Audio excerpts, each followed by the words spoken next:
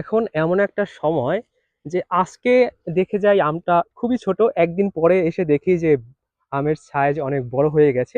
দুদিন আগেই আমি আমাদের নার্সারির যে ফেসবুক পেজে একটা ভিডিও আপলোড করছি, যেখানে ছোট ছোট এই রেডাইবুড়ি বা চিয়াংমাই আমের আমাদের মাতৃগাছের ফলন দেখাইছি। কিন্তু আজকে মাত্র কয়েকদিনের ব্যবধানে, এক উইক ও হয়নি, এর মধ্যে দেখুন মানে সাইজ কতটা বড় হয়ে গেছে। এবং এই যে রেড আইভরি বা চিয়াংমাই, এটা বড় সাইজের হয়, 12 ইঞ্চি পর্যন্ত আমরা লম্বা পেয়েছি। দেখুন, এটা এখনই বুঝতে পারবেন। আজকে আমি ভিডিও করছি এপ্রিলের 7 তারিখে, এখনই এটা কতটা লম্বা হয়ে গেছে। এবং এইটা সাধারণত আগস্টের দিকে কিন্তু এটা একদম একদম প্রপারলি হারভেস্ট করা যায় আর কি। অনেকে আগে হারভেস্ট করে ফেলে, যার জন্য প্রপার সারটা পায় না, যার জন্য এই জাতের দুর্নামও করে থাকে।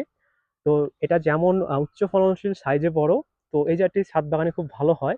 যারা চান যে বিদেশি আমের ভ্যারাইটি রাখবেন, ছাদ বাগানে গাছ জুড়ে ফলন দেবে, অবশ্যই এই জাতটি আপনারা রাখবেন। দেখতে পাচ্ছেন এই যে আমাদের নার্সারির মাদার গাছে দেখুন, মানে কি সুন্দর, কি দারুণ ফলন হয়ে আছে। যাদের এর চারা প্রয়োজন অবশ্যই আমাদের থেকে সংগ্রহ করে নেবেন।